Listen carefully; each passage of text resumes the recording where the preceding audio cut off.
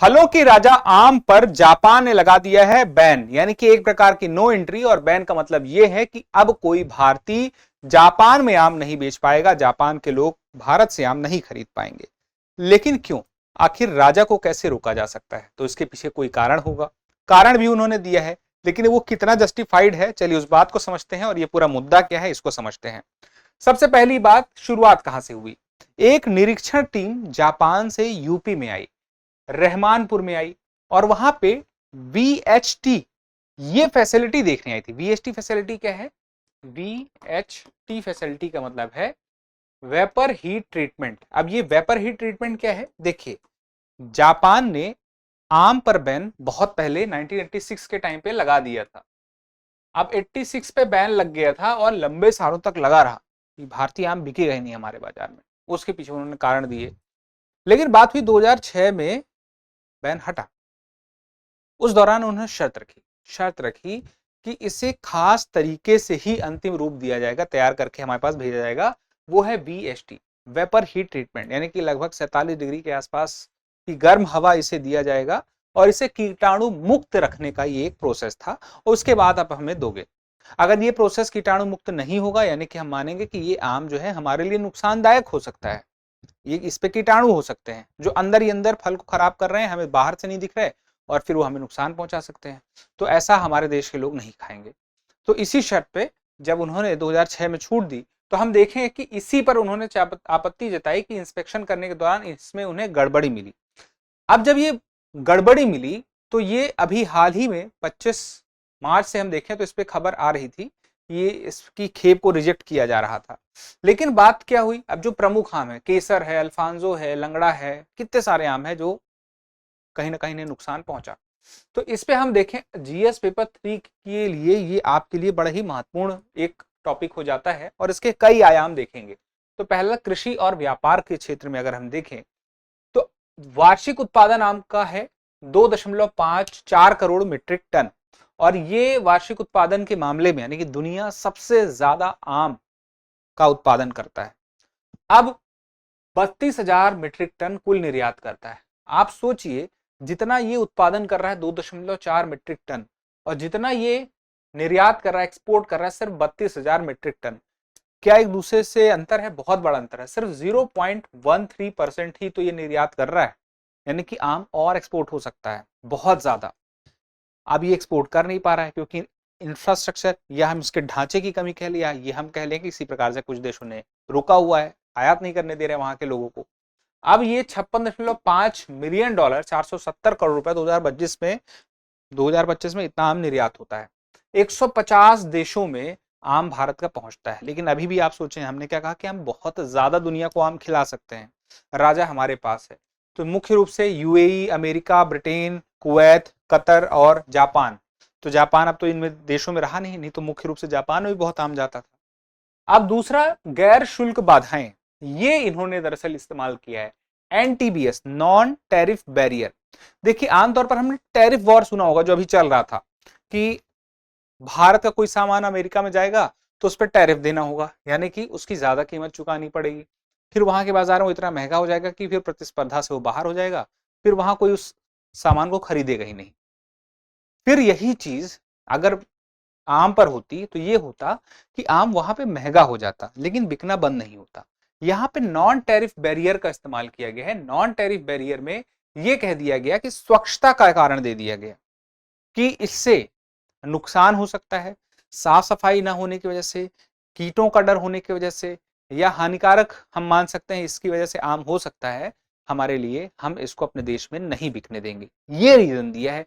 और ये रीजन जो है गैर शुल्क बाधा का, ये रीजन भी कोई हटा नहीं सकता है आसानी से, हालांकि प्रोसेस करनी पड़ेगी क्योंकि एक एग्रीमेंट हुआ था, एसपीएस एग्रीमेंट, स्वच्छता एवं पादप स्वच्छता उपाय।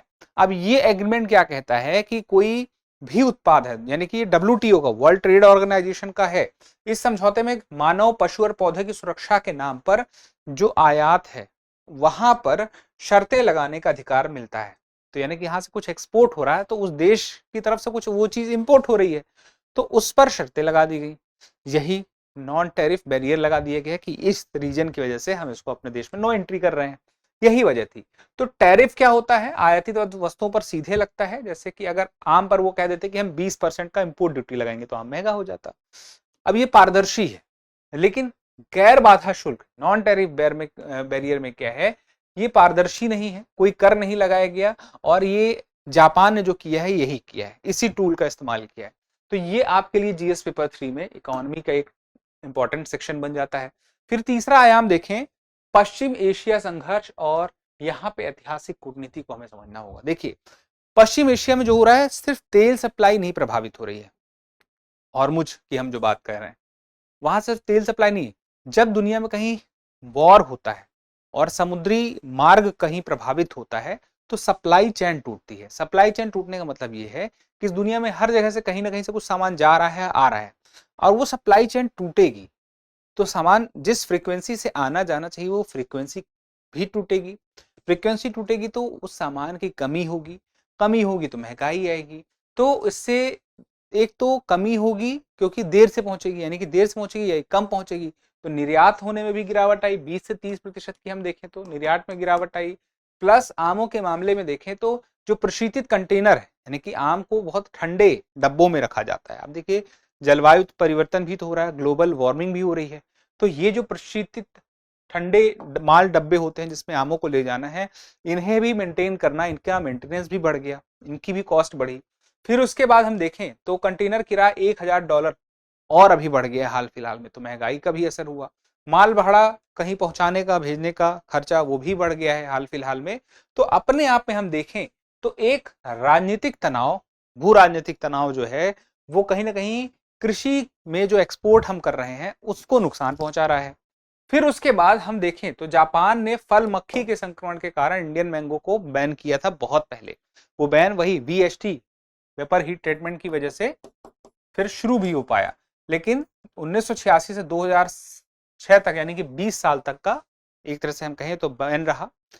अब ये वीएसटी वाली लापरवाही हम देखें तो ये खबर सुनने को आती है। चिंताओं की बात करें तो गुणवत्ता नियंत्रण की कमजोरी, कहीं ना कहीं अगर वो जाहिर तौर पर निरीक्षण करके सामने से कोई बात कह रहे हैं तो अगर कोई अंतर्राष्ट्रीय मानकों पर हम खरे नहीं उतरे तो हमें उतरना चाहिए था।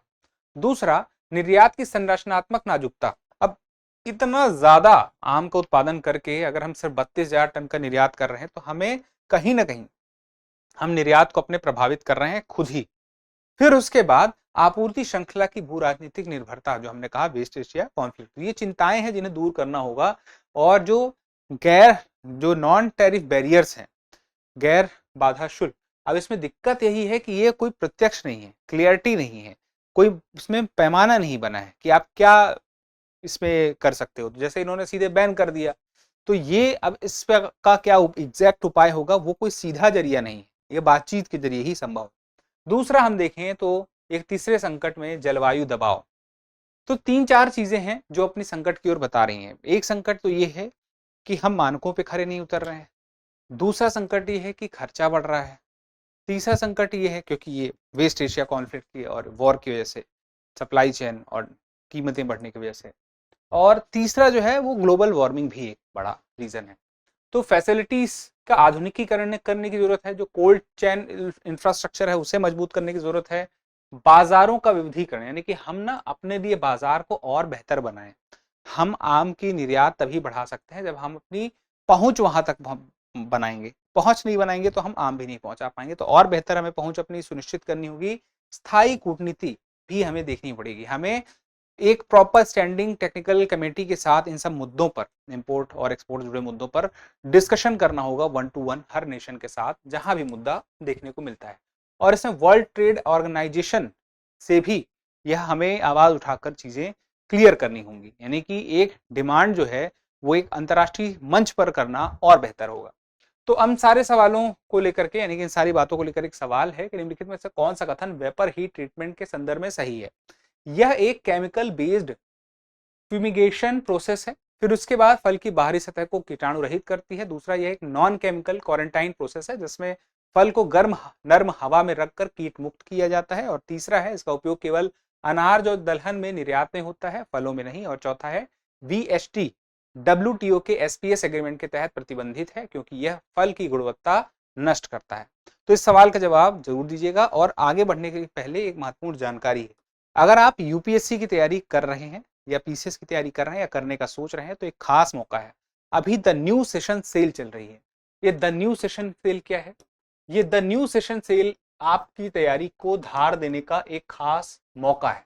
इस मौके में ये होगा कि जो भी दृष्टि आईएएस के दृष्टि लर्निंग ऐप पर कोर्स है, लाइव ऑनलाइन कोर्स है, पेन ड्राइव कोर्स है, टेस्ट सीरीज है, वो सब 30 मार्च तक आपको 50% कम कीमत पे मिलने वाले हैं। कितने, कौन से कोर्स? जो भी ऑनलाइन है, जो भी टेस्ट सीरीज है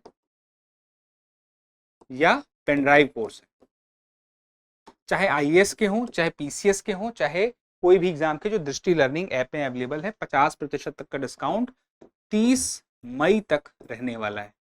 तो इस ऑफर का लाभ अगर आप उठाना चाहते हैं तो वीडियो के डिस्क्रिप्शन में लिंक है, उस लिंक पे क्लिक करके फॉर्म फिल कर लें, आपको यह डिस्काउंट सुनिश्चित करने में मदद मिल जाएगी। या फिर आप सीधे संपर्क कर सकते हैं 8750187501। इसके अलावा आप कोई और अतिरिक्त जानकारी चाहते हैं तो दृष्टि लर्निंग ऐप को भी डाउनलोड कर लीजिए। धन्यवाद। अब एग्जाम की तैयारी को और बेहतर करने के लिए हमारे चैनल को लाइक, शेयर और सब्सक्राइब करना ना भूलें।